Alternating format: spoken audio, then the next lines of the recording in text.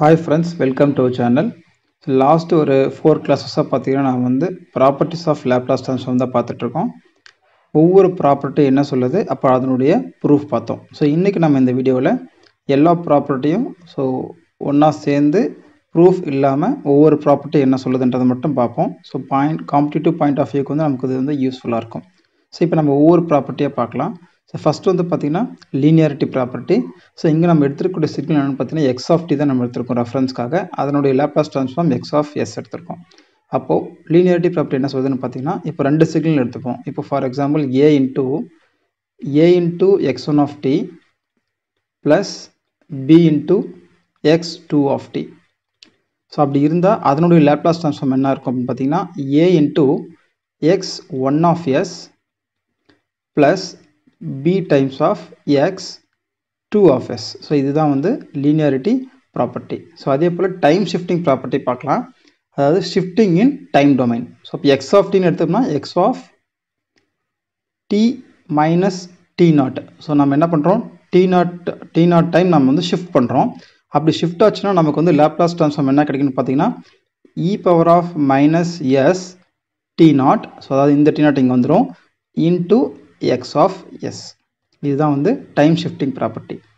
இதே போல் shifting in S domain பார்க்கலாம். அதாவது X of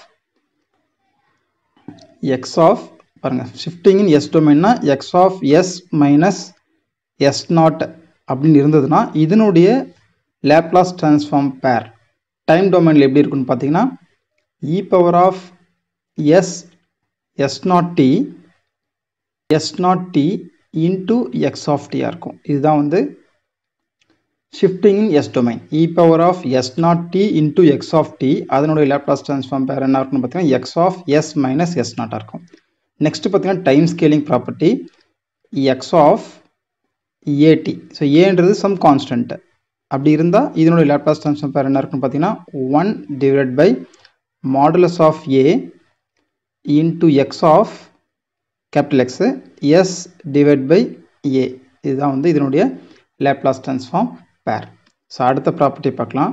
fifth property convolution property. So இதுக்கு நம்ம ரெண்டு சிக்னல் தேவைப்படும். So for example X one of டின்னு ஒரு சிக்னல் இருக்குது.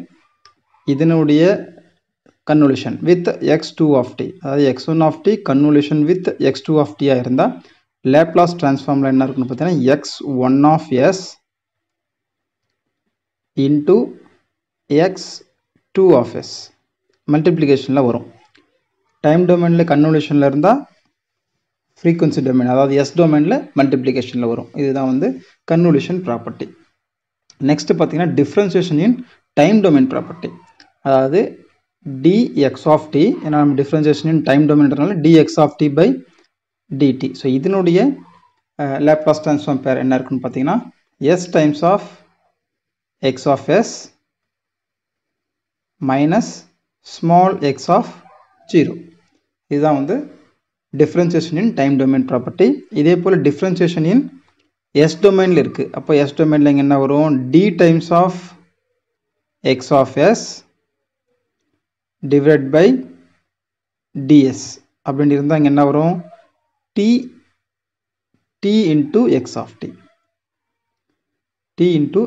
இன்னும் சொல்லப்போனால் இங்கே மைனஸ் வரும்.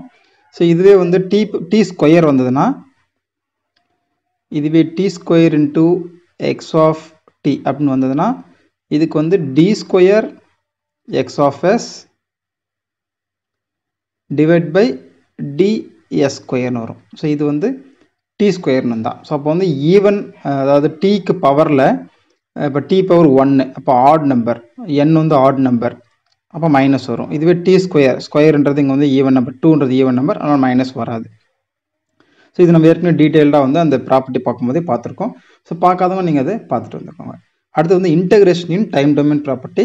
ஸோ இப்போ நம்ம இன்டகிரேஷன் போடுறோம். Integration of minus infinity to some T into X of tau